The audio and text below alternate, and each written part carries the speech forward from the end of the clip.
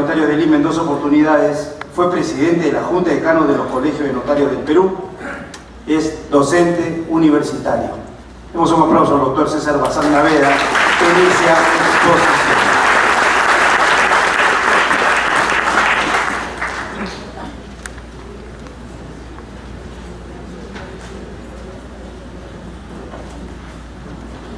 Señor presidente de la Junta de Decanos de los Colegios de Notarios del Perú y decano del Colegio de Notarios de Lima, señor presidente del Consejo de Notariado, señores congresistas y notarios, señores decanos de los Colegios de Notarios del Perú, honorables notarios. Me pidieron tratar de manera teórico-práctica la forma en que los notarios trabajamos y el riesgo que tenemos al momento de trabajar. Pero en realidad lo que me han pedido es que caliente el cuerpo a todos, porque vamos a tratar de los temas del día, aquellos temas que nos van a permitir a nosotros navegar dentro de las aguas permitidas por la ley de notariado. Así que empezamos refrescando los temas que todos conocemos y en los cuales pido, por favor, que hagan las interrupciones que crean convenientes para hacer los comentarios, porque eso es lo que necesitamos, participar todos para darnos cuenta exacta de lo que estamos haciendo. Y el señor presidente de la Junta de Decanos es uno de los que más me va a interrumpir durante toda la exposición. Bien, empezamos entonces con el otro. Recuerdan ustedes que se dictó el decreto legislativo 1049. Ese decreto legislativo 1049 nunca nos fue consultado a los notarios. Se trabajó con un grupo muy pequeño de notarios. Y eso ocasionó que los notarios nos reunamos en un congreso extraordinario que se realizó aquí en Lima, en el Círculo Militar, que tuvo una cantidad muy grande de notarios, como ahora también hay una cantidad muy grande de notarios. La diferencia es que aquí nos están consultando, nos están preguntando primero lo que nosotros opinamos para sacar la disposición, la norma después de escucharlos. Y nos remitimos entonces a la cuarta sentencia. Esta sentencia que se dictó del decreto legislativo 1049.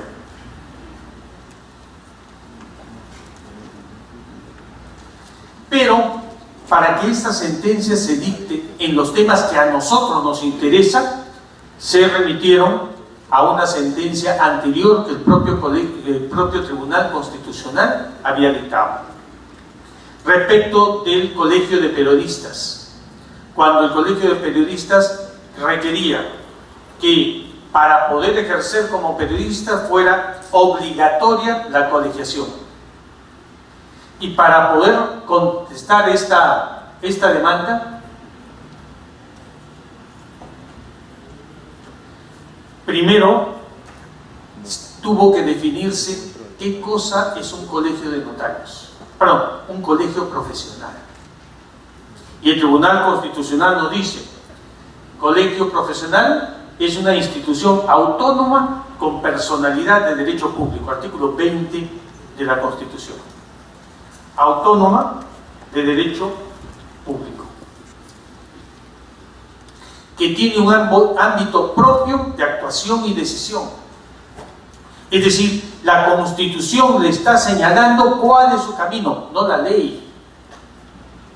La Constitución le dice qué cosa es lo que es el Colegio de Notarios. Un ámbito propio de actuación con autonomía administrativa, es decir, para ordenar su organización interna, que es lo que el presidente del Consejo de Notariado nos acaba de decir. Él esperaba que nosotros nos autorregulemos, y en vista de que no lo hemos hecho, entonces el reglamento es lo que ellos van a sacar. autonomía económica para determinar nuestros ingresos y nuestro propio destino y su destino, y normativa, elaborar sus propios estatutos. Decía, entonces, colegios profesionales no pueden ser considerados como una figura ajena, menos contraria a las previsiones constitucionales. ¿Por qué? Porque cuando estamos hablando de un colegio profesional, ¿de qué estamos hablando? De una persona jurídica. Pero no es como cualquier persona jurídica que nosotros conocemos a través del Código Civil. Esta es una persona jurídica especial, es una persona jurídica constitucional, prevista en la Constitución. Instituciones de actuación social y colectiva compatibles con el ejercicio de las potestades y competencias de los poderes públicos. Potestades y competencias de los poderes públicos. Nosotros no competimos contra el Congreso de la República, porque el Congreso de la República regula a nivel nacional. Pero nosotros regulamos lo que corresponde a lo que es la función notarial. Si queremos tener una comparación, acaba de asumir los señores alcaldes los gobiernos locales. ¿Y cómo gobiernan ellos? Mediante edictos que son obligatorios dentro de su territorio, dentro de su competencia y, por supuesto, perfectamente coordinados con la legislación nacional. Eso es lo que somos nosotros. Eso es lo que le corresponde al colegio. Regular aquello que es parte de su competencia. ¿Cómo? Como un poder público. Porque poseen un ámbito propio de actuación y decisión. Nos lo está diciendo con todas sus palabras. ¿Quieren ustedes tener un notariado? ¿Quieren ustedes dirigir su notariado? Háganlo, porque la Constitución así lo autoriza. ¿Y esto por qué? Porque hay fines que son muy importantes que define la Constitución y el Tribunal lo dice. ¿Cuáles son esos fines constitucionales? La ordenación del ejercicio de las profesiones. ¿Quién puede decirle a los notarios mejor que ellos mismos cómo se ejerce la función notarial? ¿O quién le podría decir a los médicos cómo deben ejercer su función como médicos? ¿Cómo podrían operar? ¿Cuáles son aquellas cosas que deben hacer? Y además, que el ejercicio de las profesiones redunde en beneficio de la sociedad en general dentro del marco de la deontología profesional. Dentro del marco de la deontología profesional, eso es lo que a nosotros nos corresponde. Nosotros sabemos cómo debemos ejercer nuestra función. Nosotros sabemos cuándo las cosas están bien. Nosotros sabemos cuándo las cosas están mal.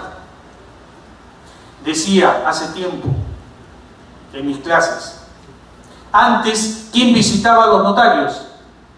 El juez decano de la Corte Superior del distrito judicial donde se encontraba el notario. Iba el juez decano, miraba los registros y le parecía todo muy bien porque no sabía qué cosa tenía que buscar. ¿Por qué se cambió y ahora es comisión de visita que ejercen los propios notarios? Porque un notario sí sabe dónde tiene que buscar, sí sabe cómo lo tiene que hacer, sí sabe cómo va a juzgar, sí sabe cómo se debe comportar el notario. Ese es el papel que le corresponde al colegio profesional. Nosotros vamos a regular lo que es nuestra función notarial. Porque para incorporar una garantía frente a la sociedad de que los profesionales actúan correctamente en su ejercicio profesional. Zapatero a tus zapatos. Cada uno sabe cómo actúa. Nosotros no le podemos decir a los médicos cómo deben operar y ellos no nos van a decir a nosotros cómo vamos a hacer una certificación. Eso nos corresponde a cada uno en la profesión, principio de especialidad que ha consagrado el Tribunal Constitucional en muchísimas de sus sentencias. Semejante entrega, es decir, ese encargo que se hace para que cada colegio sepa cómo regular, semejante entrega demanda por la sociedad el aseguramiento de la responsabilidad del profesional en el supuesto de que no actúe de acuerdo con lo que se considera por el propio grupo profesional de acuerdo con sus patrones éticos como correcto o adecuado. ¿Quién determina cuáles son los patrones éticos y adecuados? Cada colegio de profesional. Es decir, cuando juzguemos a un notario, será bajo el punto de vista del notario. Ahí había agregado un párrafo, pero parece que no está. Y ese era uno de los problemas grandes del Consejo Nacional de la Magistratura, que elegía a los jueces y fiscales. ¿Y quiénes elegían? Solamente había 2 abogados ahí. Resultado, lo que hemos visto.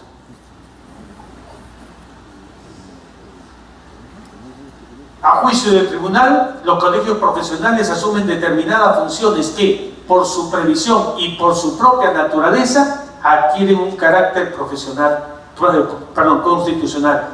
Adquiere mayor relevancia en aquellos ámbitos en los cuales el nivel de complejidad y especialización de la materia regular es tal que solo pueden ser advertidos si se cuenta con el mismo grado de conocimientos en dichas materias. Entonces nosotros aportemos lo que sabemos, digamos cómo se tienen que hacer las cosas, discutámoslo. Ahora que el Ministerio de Justicia, el señor presidente del Consejo Notariado, el señor ministro de Justicia nos han dicho que nos quieren escuchar. Enfrentamos el anterior reglamento, ¿por qué? Porque no nos quisieron escuchar y porque hicieron malas cosas. Bien, no hablo de ellos, pero hablo del Estado. El Estado ha aprendido, ahora nos quiere escuchar y quiere que nosotros le digamos cómo es que proponemos nosotros la reglamentación. Debimos haberlo hecho mediante nuestras directivas, no lo hicimos, no lloremos sobre la leche derramada, ya está. Ahora nos dan la oportunidad que nosotros se los digamos a ellos. El control ético nos corresponde, siempre bajo los criterios notariales, no bajo criterios distintos. Recuerdo esto de una discusión que tuve una vez un día en el Consejo del Notariado, la diferencia de pensar de un fiscal con la diferencia de pensar de un notario. El fiscal me decía, hay que abrir el proceso, pero si no hay nada claro, no se preocupe, doctor, abra proceso que en el transcurso demostrará su inocencia. Y dije, no tiene usted una idea de lo que grave que es que a un notario le abran un proceso. El problema no es que demostremos nuestra inocencia, es que no hay ningún elemento de convicción para nosotros poder decir que podamos abrir un proceso. Pero son formas distintas de pensar, y como son formas distintas de pensar, entonces son formas distintas de resolver y de sancionar. Y además no nos olvidemos nunca lo que señala la Constitución, artículo 2, toda persona tiene derecho a, punto 24, a la libertad y seguridad personales. En consecuencia, punto D, nadie será procesado ni condenado por acto o omisión que al tiempo de cometerse no esté previamente calificado en la ley de manera expresa e inequívoca como infracción punible, ni sancionado con pena no prevista en la ley.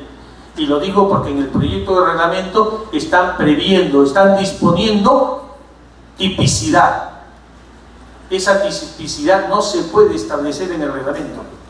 Esa tipicidad solo se puede establecer por ley. Se puede interpretar, se puede extender lo que dice la ley, pero no se puede agregar tipicidad que no está prevista en la ley. Bueno, y ya que pasé tanto tiempo en la introducción, ahora vámonos a los temas del día a día. Principio de derecho notarial, yo voy a tratar uno solo de los principios de derecho notarial que a nosotros nos importa. El principio de escrituralidad o de la forma escrita. ¿Qué significa? Que el notario solamente tiene una forma de dar fe. ¿Cuál es? Por escrito. Así que eso que aparece en la televisión, que hacen el sorteo y miran, acá está el resultado, y voltean y le dicen al notario, señor notario, ¿es conforme? Sí, es conforme. Eso no es dar fe. El notario no está dando fe en ese momento. El notario da fe en el momento en que levanta el acta y dice cuál es la jugada ganadora. Claro que eso lo hizo muy popular un notario muy conocido en Lima, el doctor Ramírez Gastón Cami, que asistía a todos los sorteos y siempre le volteaban donde él y le preguntaban, ¿es conforme, señor notario? Sí, es conforme. y de ahí se nos quedó a los notarios esa palabrita, ¿no? El notario es el que dice que es conforme. Y este principio de escrituralidad empieza por la rogación, es decir, que el notario nunca actúa de oficio. El notario solo actúa a pedido de parte. Esa petición puede ser oral o puede ser escrita. Escrita cuando es una minuta, oral en los demás casos. Por ejemplo, cuando nos piden una certificación, cuando nos piden una legalización, cuando nos piden el diligenciamiento de una carta notarial. Sin embargo, que era un principio muy conocido por todos nosotros y respetado, se quebró con el decreto legislativo 1049 cuando se incorporó un tercer párrafo al artículo 48. ¿Cuál es ese tercer párrafo? Que en los casos en los cuales el notario advierta que hay un error de su propia redacción, puede rectificarlo de mutuo propio, es decir, sin pedido de ninguna parte, y solamente lo arreglará y después lo comunicará. Y ahí en el reglamento teníamos un gran problema. Digo, en la parte técnica, el señor presidente del Consejo de Notariado sí nos permitieron a los notarios participar y sugerir. Por lo tanto, la mayor parte de la parte técnica del reglamento anterior, la mayor parte de los notarios, aun cuando está derogado, lo seguimos aplicando. Teníamos una gran discusión. ¿Y cómo hacemos para hacer esa rectificación? Que se hizo de buenas maneras, por supuesto, claro, con una buena intención. ¿Cuál es? Por ejemplo, al momento de hacer una escritura pública de compra-venta y al transcribir el DNI del otorgante, en lugar de poner 8 números, pusimos 7. Se copió un número. O pusimos 9 y se pasó un número. ¿Y qué había que hacer? Hacer que nuevamente venga el interesado a firmar una escritura pública aclaratoria cuando solamente se trataba de un error. Y nuestro problema era grave cuando aquella persona que había otorgado la escritura pública había viajado o se había muerto, o como pasaba muchas veces en el Perú en esos tiempos, se iban del Perú buscando mejores oportunidades y no regresaban, y vendían todos sus bienes antes de irse, se firmaba la escritura pública, se enviaba al parte de los registros públicos y no se podía inscribir. Esa fue la buena intención con la cual se agregó el tercer párrafo al artículo 48 de la ley del notariado. Pero se empezó a desnaturalizar, porque había algunos que más bien lo que hacían es cambiar el texto completo de un artículo o de un parágrafo de la minuta. O, peor aún, cambiar el cronograma de pagos, por ejemplo, a pedido de un banco. Por eso dijimos en el reglamento que no se podía hacer cambios, sino solamente en la introducción o en la conclusión, mas nunca en el cuerpo de la escritura pública. Esa es la excepción. Bueno, además de haber la rogación, el notario tiene que recibir la rogación. Porque una persona puede estar en la notaría con su minuta y la quiere ingresar y nunca la presenta. Y no por eso el notario está obligado a prestarle un servicio, mientras no reciba la rogación. Y una vez que se recibe la rogación, tampoco estamos obligados a hacer la escritura pública, porque previamente tenemos que ver si reúne los requisitos. Y no solamente los requisitos, sino si es un acto legal o no. A modo de anécdota, contaré que hace un tiempo atrás, cuando la pobreza era grande aquí en el Perú, había zonas del Perú que las madres querían regalar a sus hijos ya que no los podían alimentar y preferían que se los lleve a alguien que sí pudiera hacerlo. Y entonces estaban dispuestas a firmar cualquier papel para asegurar la supervivencia de sus hijos. ¿Podría yo firmar una escritura pública por la cual, autorizar una escritura pública por la cual una madre está regalando un hijo al padrino? No puedo. Hay que calificar, y eso significa una vinculación directa con el principio de legalidad. El notario solo hace lo que es legal, lo que está permitido por la ley y nada más. Y para no ofender a nuestros colegas abogados, decimos, no como los registradores, que ellos califican y deniegan, que nosotros simplemente estudiamos el acto. Si lo encontramos propio, lo hacemos, y si no, no lo hacemos. Si me permites, César, respecto al tema de la rogación, hay un tema que está vinculado y que causa mucha preocupación en los notarios. Después de que llegan los documentos, ¿quién los recibe? O sea, ¿a quién hay que, por ejemplo, yo dejo una minuta, pero después quiero pedirla? ¿A quién se lo entrega el notario? Le entrega al que presentó la minuta, a los intervinientes, al que lleva la factura, al que lleva la boleta. Entonces, eso, por ejemplo, causa un tanto de desazón. Hemos llegado a la conclusión de que, de acuerdo al criterio del notario, deberá entregar. Si es un documento sencillo, el que lleva la boleta. Si es una minuta de compraventa, podría requerir que vaya el comprador, un mínimo, ¿no? Para no entregar al vendedor, por ejemplo, que puede desaparecer el documento. Entonces, en ese momento sí, más o menos estamos llegando por ahí. Y respecto al otro, al estudio del acto notarial, ha habido notarios que cobran por este estudio.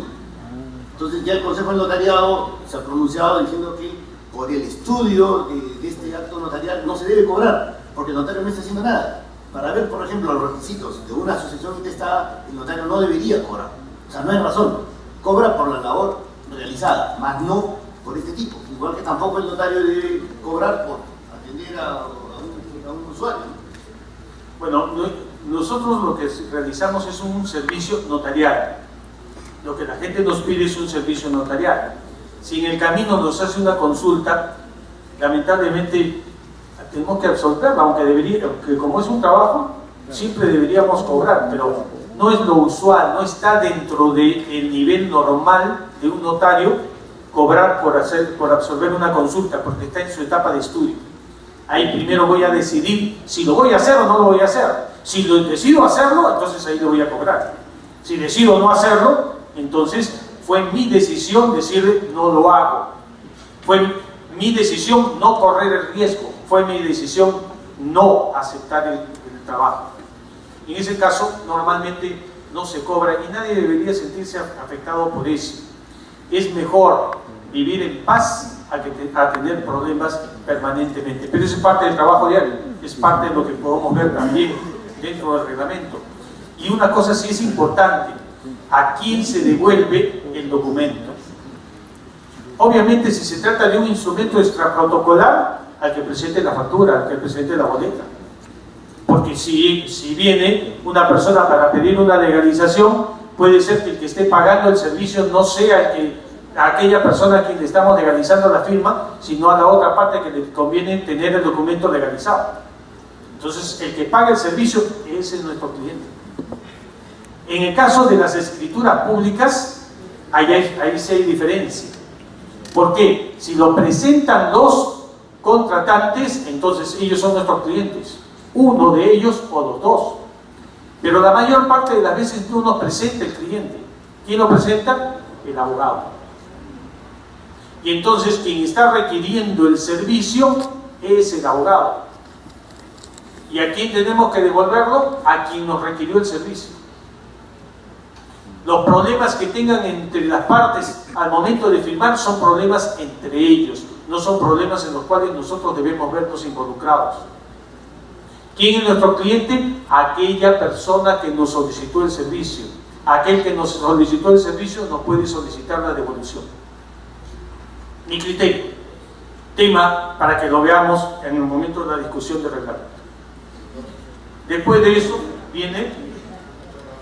Sí, claro. Sí.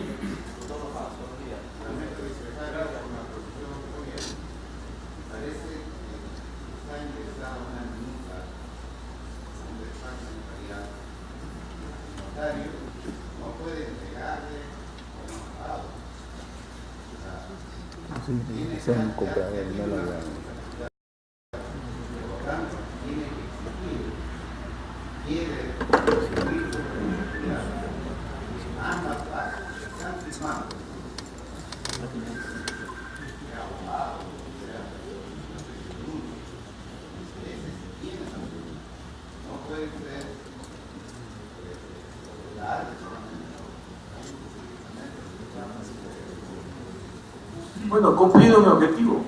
Eso era propiciar el debate. Se deberá debatir en el momento que corresponda en la comisión. Sí, hay dos más que quieren hablar. El de fondo primero, luego nuestro colega. Hablando del principio de rogación, es fundamental justamente ello. ¿En qué sentido? Por ejemplo, con la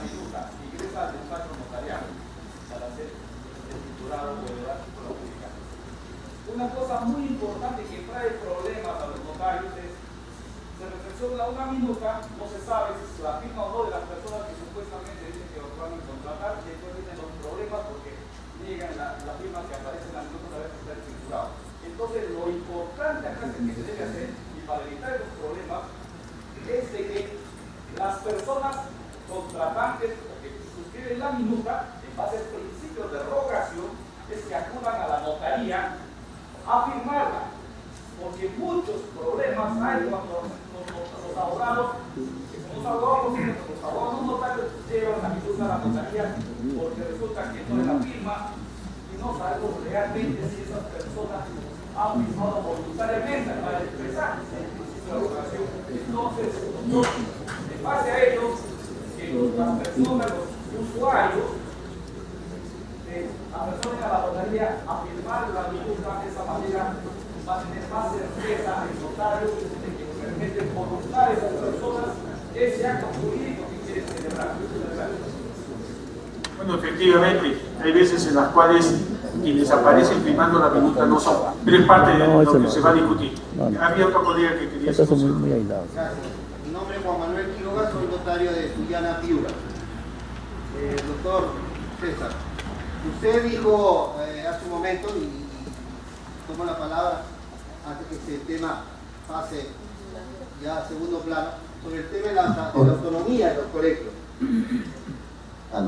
Sobre el tema de la autonomía de los colegios. Y nos dijo que los colegios profesionales, por rango constitucional, como el colegio de notarios, tienen pues autonomía. Entonces, me parece haberle entendido que usted nos señala que por esa autonomía el colegio de notarios, los colegios de notarios pueden y deben regularse tanto en lo disciplinario como en materia normativa, en el ejercicio de su función. Si eso es así, yo quisiera hacer una reflexión porque no estoy de acuerdo. Y además es una idea muy difundida entre los notarios. Yo con mucha frecuencia cuando converso con mis colegas, con énfasis señalamos o señalan nuestra autonomía, inclusive en función a esos argumentos hablan de cierta intromisión. Yo no estoy de acuerdo. No estoy de acuerdo porque el colegio de ingenieros no es lo mismo que el colegio de notarios, el colegio de médicos no es lo mismo que el colegio de notarios. ¿Por qué? Tanto el colegio de ingenieros como el colegio de médicos ejerce su función de acuerdo a su ciencia, su pericia y por la autorización del Estado. El colegio o los notarios que integramos los colegios ejercemos nuestra función de manera autónoma para el ámbito interno, pero recibimos del Estado un encargo, una patente, como quiera llamarlo. Vamos más allá de la simple pericia jurídica, del simple operador legal o jurídico que en el fondo tenemos que ser. Somos los fedatarios del Estado. En consecuencia, esa función especialísima y única en los colegios del Perú se debe por encargo al Estado. Tanto así que tenemos una ley especial. Usando el mismo ejemplo, ¿acaso los médicos y los ingenieros tienen una ley que regula cómo ejerce su función? No, nosotros sí, y tenemos que reglamentarla. No me gusta, o finalmente no me termina de gustar, que se nos regule obligatoriamente, porque como bien dijo el doctor Aguado, no hemos sabido antes hacerlo y ahora hay que hacerlo. No me gusta, pero tampoco creo que es saludable seguir cultivando la idea de que nosotros los notarios somos autónomos y que nadie nos puede regular y que nadie nos puede enmendar la plana y que finalmente esa función que nos lo dio el Estado, una vez que la recibimos, podemos con ella nosotros de manera autónoma ejercerla como mejor nos parezca. Me parece que ese es un error. Y si usted dijo lo contrario y yo he malinterpretado, por favor corríjame, pero de verdad que tenía muchas ganas de decir delante de todos porque me parece que estamos yendo por un lado errado y es justamente ese camino errado que hemos tomado hace muchos años el que nos está conduciendo a ese futuro realmente complicado que ver. Muchas gracias.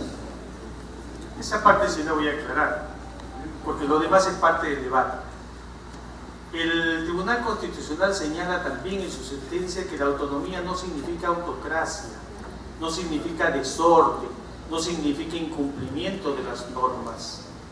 Por lo tanto, nosotros tenemos la autonomía dentro de la ley, dentro del orden establecido, y ahí es justamente donde sus palabras tocan. Nosotros tenemos una pericia, tenemos un conocimiento profesional, allí es donde debemos practicar nuestra autonomía y en aquellas cosas que nosotros conocemos. Y por eso estamos despertando simplemente el ánimo de debatir, y me alegra que ya estén con intención de debatir un poco más largamente. Muy bien, entonces, continuamos. Sí. Acá. Sí, siguiente. Está en el segundo piso, señor Silvestre. Su brazo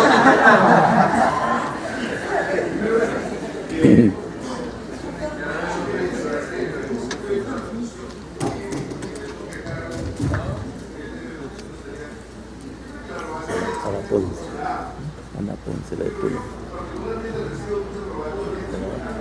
La que entra por la ventana.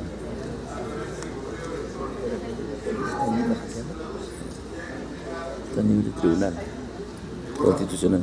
Sí, que luego se traduce ya en un tema más táctico. Pero desafortunadamente nosotros los abogados somos muy taxativos.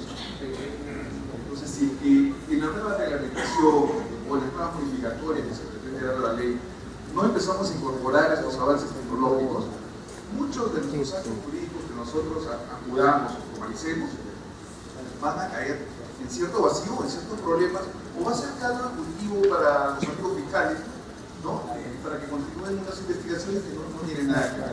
Yo particularmente tengo un par de casos relativos a eso, ¿no? A la manifestación de voluntad, si es cierta o no es cierta, y usando ya medios técnicos. Ahora, respecto al colegio de notarios, sí, yo tengo una visión un poco distinta. Obviamente venimos con una tradición de ser colegiados y de ejercemos una profesión que merece tener un colegio, ¿no? Bajo ese punto de vista, por ejemplo, este proyecto de ley que se ha presentado al cual tiene una renovación cada 7 años, una evaluación, para ver si continuamos o no con el título. Pero es que nuestro título es muy similar al título de fiscal, al título de juez, que no es expedido por una autoridad universitaria, entonces tendríamos que tener colegio de fiscal con el juez, ¿no? Cosa que no existe. Yo voy a ser abogado civil. De repente no puedo ser hábil o inhábil, pero tengo mi título de abogado, no de la nación. El problema es que si nosotros vamos a pasar a un proceso, digamos, de 7 años, una ratificación con una eventual cancelación, estamos ya asimilándonos en un caso de jueces fiscales. Ese tema, aunque no está en el reglamento, pero en el título del Congreso que nos convoca dice ahí, ¿no? También íbamos a discutir acerca de este tema. Me gustaría que se tome en cuenta esa precisión para poder emitir una opinión válida de eso. Gracias. Muy bien. Alessandra, y ahí paramos porque si no, no voy a hablar nunca. Alessandra. Sí, este es un comentario a raíz de lo que he comentado sobre el tema de la aprobación y entrega de documentos. Sí.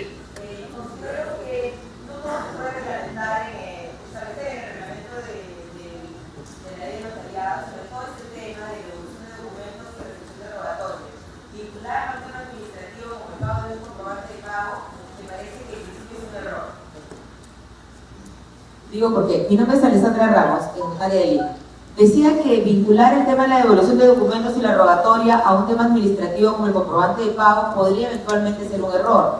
Yo en una transacción extrajudicial podría ser obligado a hacer un pago a la persona que haya afectado y también dentro de ese pago podría haber pagado la boleta, podría haber pagado el servicio. Sin embargo, yo soy el directamente obligado. Es a mí al que le interesa eventualmente perder el documento, que se extravíe, etc. Te digo porque es un caso concreto que ha ocurrido en mi notaría, ¿no es cierto? Entonces la persona va, paga los servicios y luego dice yo quiero recoger el documento. Esa persona no puede recoger el documento porque evidentemente se corre el riesgo de que el beneficiado de la transacción podría eventualmente no tener su derecho cubierto. Entonces yo pienso que en realidad el tema de devolución de documentos, rogatoria, etcétera, tiene que ver con el interés del usuario. y como tal debe ser analizado por cada uno de nosotros en su momento. Solo esta reflexión quería hacer. Gracias. Muy bien, es correcto, porque también en el día a día hemos tenido ese tipo de problemas. Supongamos que se trata de un documento por el cual se está reconociendo una deuda y legaliza la firma ¿quién? El deudor, ¿correcto? Y quien paga la certificación es el propio deudor. Si se le devuelve al deudor, el acreedor no tiene ningún documento que compruebe la existencia de la deuda. Entonces, el criterio del notario va a ser muy importante en cada uno de los casos para poder determinar la devolución de algunos documentos. Bien, sigamos un poco más, porque ya estoy cumpliendo mi papel motivador, pero necesito terminar esta parte. Luego viene el otorgamiento, que viene a ser la lectura, la extensión, que viene a ser la creación del instrumento, es decir, la facción del documento.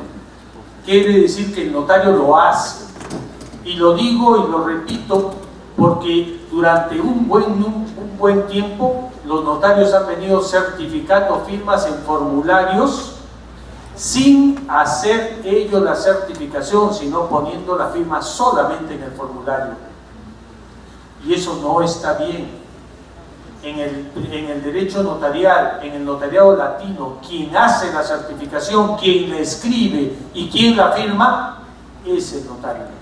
Gracias a Dios, en el tema de la garantía mobiliaria ese problema ya no existe más, porque el sistema de registro mobiliario de contratos ya desapareció. En cuanto, después viene el otorgamiento, que viene a ser la lectura, la ratificación y la firma de los intervinientes. La lectura no significa que nosotros tengamos que leerle a una persona a la fuerza, sino darle la oportunidad de que lo lea, ayudarlo a que lo lea, y si no lo quiere leer es su decisión, pero nosotros le damos la oportunidad de leer. Finalmente viene la autorización, firma del notario. También hablaremos ahí de la protocolización, que es incorporar un documento privado al protocolo del notario, por razones administrativas, judiciales o por mandato expreso de la ley. Bien, y ahora vamos al instrumento público notarial, que es el producto del notario, lo que el notario hace, lo que nosotros hacemos todos los días.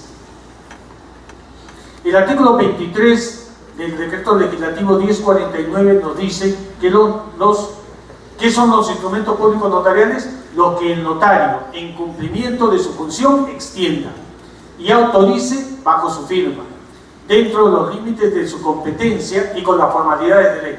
Esto quiere decir que no todos los papeles firmados o escritos por el notario son un instrumento notarial. Solamente son instrumentos notariales los extendidos por el notario en el cumplimiento de su función. Así que si yo escribo una carta cualquiera y la firmo, no estoy haciendo un instrumento notarial. Hago una declaración de amor, una declaración de lo que fuera, escribo un libro, no estoy haciendo un instrumento notarial. Solamente lo que corresponde en el cumplimiento de su función, y siempre y cuando se cumplan las formalidades establecidas en la ley. Y por supuesto, el elemento fundamental, la firma del notario. Las clases, ustedes ya la conocen, son dos: instrumentos protocolares e instrumentos extraprotocolares. Protocolares, lo que el notario conserva en su archivo, de acuerdo con el principio de matricidad. Y extraprotocolares, lo que el notario extiende, firma y devuelve al interesado, pero no lo conserva dentro de su archivo. Sin embargo, el decreto legislativo 1049 expresamente permite ahora su incorporación al protocolo del notario. En algunos casos, estos registros extraprotocolares llevan índices, como por ejemplo las cartas notariales, los poderes fuera del registro, también los permisos de viaje, sean nacionales o internacionales, etc. Pero en todos los instrumentos notariales va a haber formalidades comunes. Primero, la fecha. Y la pregunta es, ¿y para qué sirve la fecha? Bueno, para saber pues en qué día estamos, qué día lo estamos haciendo. Pero hay un elemento fundamental, hay un elemento mayor, para saber cuándo lo extiende el notario. Porque podría suceder que el notario esté de vacaciones. Y en ese caso lo tiene que extender otro notario. Por él, aunque fuera en su registro, pero lo tiene que extender otro notario. Y para que se pueda hacer, tiene que contar con la autorización del Colegio de Notarios, con el otorgamiento de la licencia correspondiente. Ese otorgamiento de licencia puede hacerse a pedido del interesado o también podría producirse de oficio, como nos ha pasado en más de una oportunidad, cuando el notario ha caído repentinamente enfermo y no tuvo ni siquiera tiempo para pedir licencia. Y de oficio hubo que nombrar a un notario que lo reemplace. Debe estar extendido en idioma castellano. ¿Cuál es el idioma castellano? El oficial, pues del Perú. Pero como la Constitución señala que tienen valor los idiomas oficiales, entonces también podría estar extendido en quechua, podría estar extendido en aymara, podría estar extendido en aguajún o en alguno otro de los idiomas que son oficiales de acuerdo con el lugar donde se encuentra. El idioma oficial en el Perú en todo el Perú, es el castellano. Esos otros idiomas son solamente locales, en el lugar que corresponde. Aun cuando nunca he visto en realidad una escritura pública hecha en quechua. Nunca la he visto. Con excepción de los aforismos y frases de reconocida aceptación jurídica. Y tiene que hacerse en caracteres legibles y permanentes. ¿Legible para qué? Para que se pueda leer todo el tiempo, para que no se borren con el tiempo. Y ese es uno de los problemas que hemos tenido en las consultas y en modificaciones que se han querido hacer a la ley del notariado. Nos decían, hay que hacer que el testamento sea por escritura pública impreso. Pregunta, ¿podemos hacer eso? La ley lo que quiere es que el notario mismo escriba el testamento, que el notario mismo trate con el testador, que de él directamente escoja y escuche las palabras y cuál es su voluntad. Y la única forma por la cual aquel que es el testador va a poder tener el servicio directo del notario es que el notario lo escriba. Nos acusarán de retrógrada, nos dirán que nosotros no estamos de acuerdo con la modernidad, que no estamos de acuerdo con el cambio, nos dirán lo que fuera. Pero mientras esto se mantenga así, es la única garantía que tiene el usuario de que el notario hará por sí mismo la escritura pública. Porque si nos permiten que otro lo pueda hacer, que otro lo digite, estoy seguro que los notarios no van a participar en la escritura pública. Y por eso debería ser un requisito en la ley que el notario tenga buena letra, como lo era antes. Hay cada letra, no tiene idea. Y si el otorgante, el interesado, no conoce el idioma, entonces el notario requiere la participación de un intérprete. Pero intérprete no significa traductor. ¿Perdón? Sí, el doctor Villavicencio. Sí, muy pequeña introducción, César. Sí, entiendo la posición sobre el tema del testamento. Quería solamente a manera de comentario para escuchar también tu opinión. Existe ya hace más de un año un proyecto de ley ingresado para que el testamento se pueda confeccionar en computadora, con testigos. Creo que tiene un dictamen ya preparado. Solamente a manera de información para que las comunidades puedan opinar. Yo les puedo asegurar, si me permite, con la indigencia que en México ya se corrigió, se estableció inclusive el testamento en septiembre, y eso ha originado pues, un trabajo muy intenso de los notarios que llega hasta diciembre. El costo ahora se ha reducido y es una costumbre sana que se ha implementado por todos los colegios a nivel de todo México. Entonces, una opinión es que eso seguramente va a ser materia de un dictamen, de una discusión en la Comisión de Justicia o en el Pleno, pero es momento que tengamos la información que todavía no se ha difundido para todos nuestros problemas. Muchas gracias. Muy bien, la pregunta sigue vigente. Si se aprobara esa ley, ¿cuántos notarios harían personalmente las escrituras públicas? Los testamentos. Nadie la haría.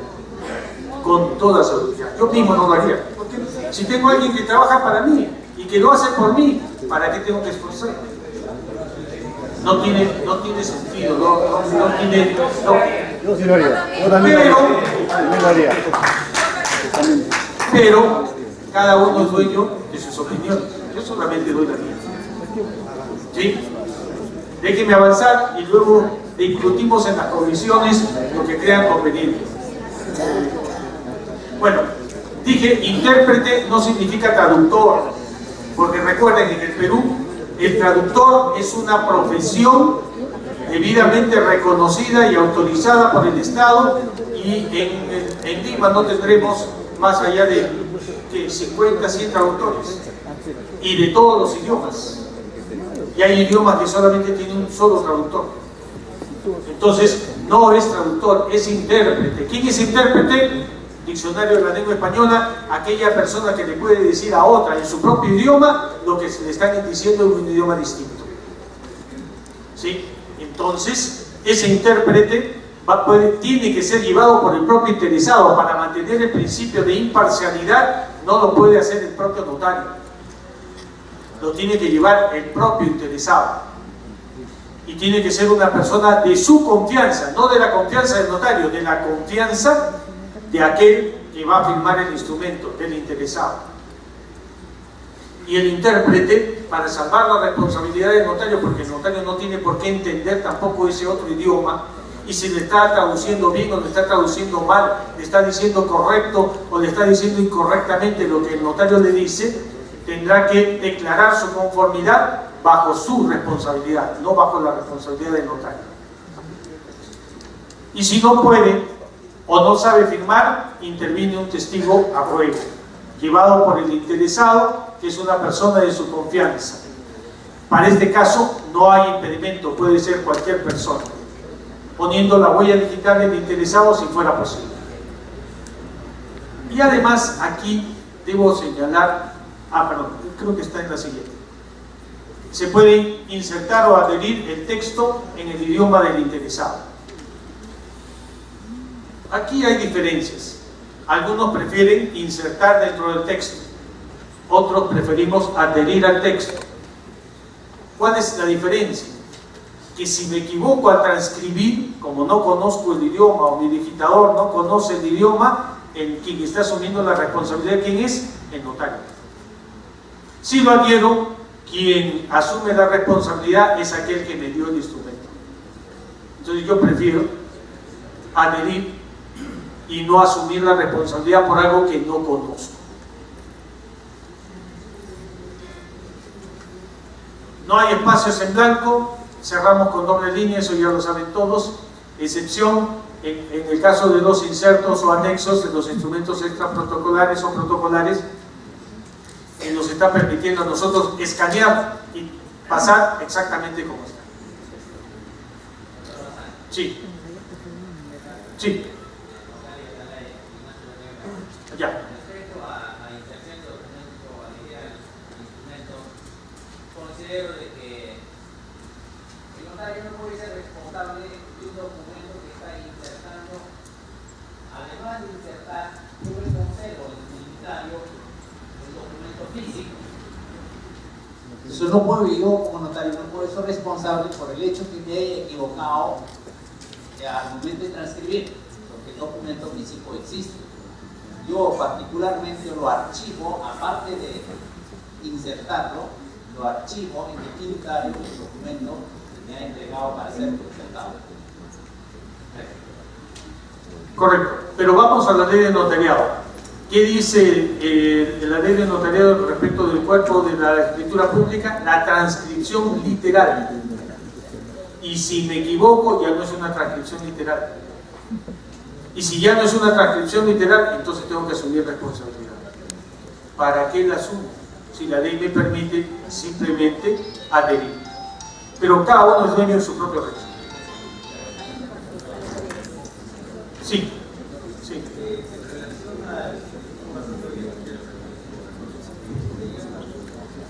En relación al testigo a ruego del intérprete, bueno, se me ha presentado en alguna oportunidad algunos casos en los que por ejemplo, los vendedores vienen con un solo testigo a ruego, ¿no? Un solo testigo a ruego para 2 personas.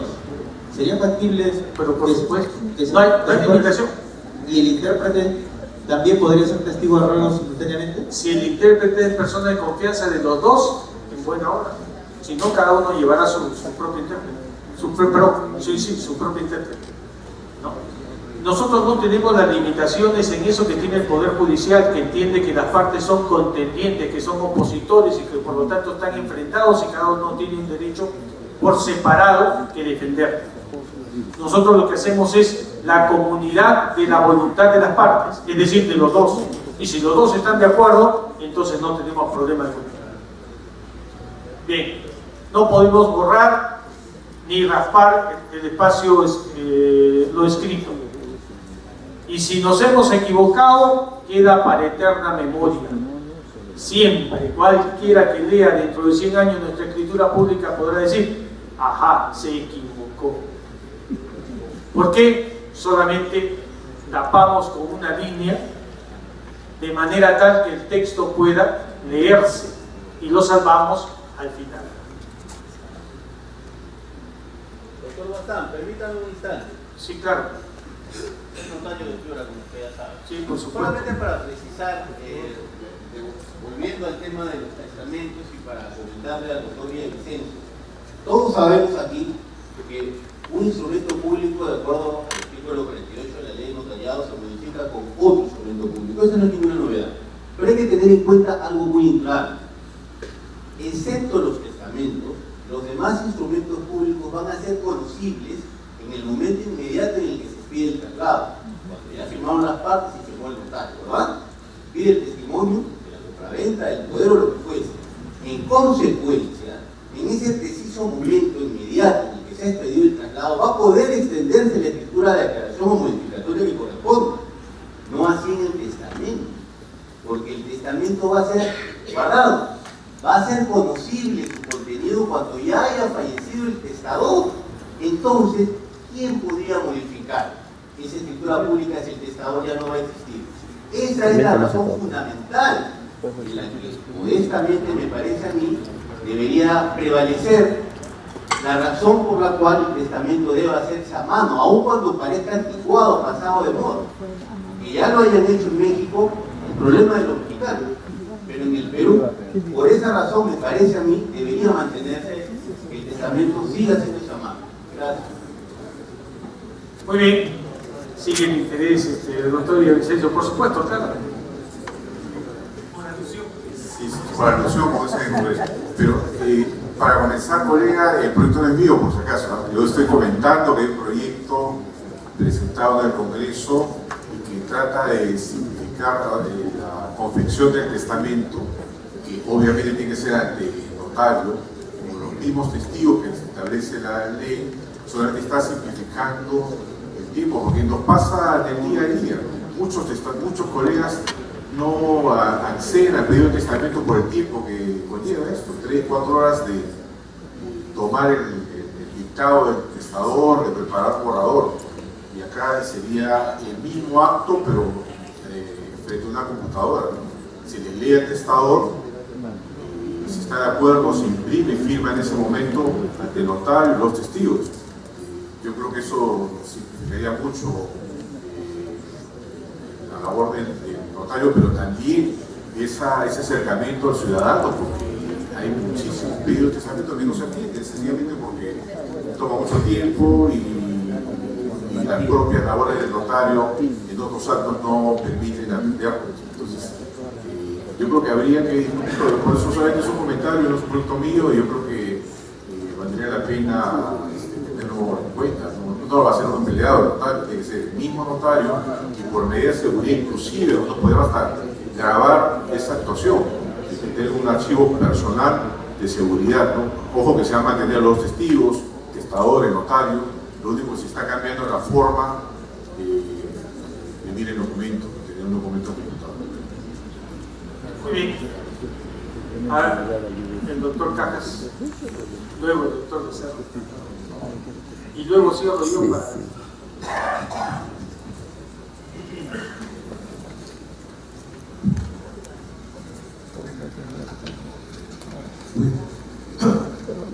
mantenerse igual, ¿no?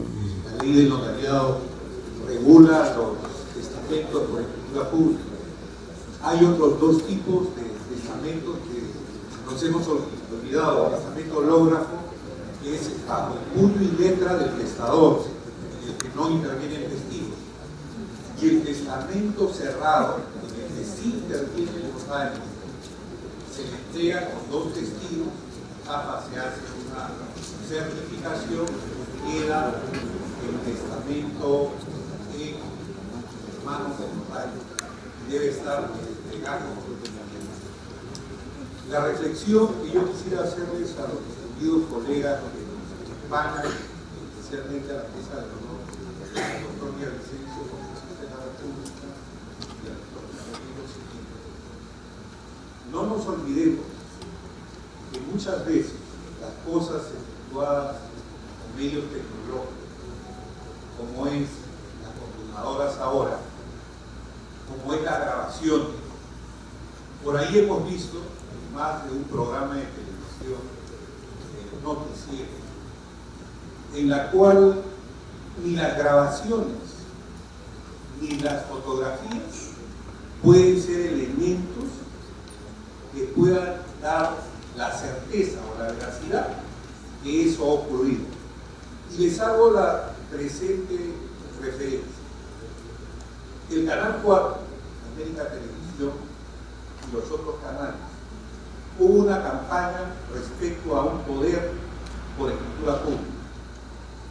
El notario tenía la grabación, tenía la fotografía, pero este señor se presentó ante cámaras y dijo que lo habían llevado dopado. No sé si exista algún proceso judicial al respecto, pero la posición que tuvo Federico Salazar fue bien clara. Decía que tomar fotografías o grabar cuando la persona firma no es ninguna certeza de que lo está haciendo en uso de sus facultades mentales. Y esto lo podemos ver muchas veces. Es por eso que algunas veces, cuando me han pedido mi opinión, yo he recomendado, siempre es necesario que los notarios utilicemos dos tipos de testigos, que lógicamente saben la lengua de pero que por lo general eran empleados notarios, el testigo al ruego y el testigo de identidad. Y cuando usted mencionaba respecto al mujer,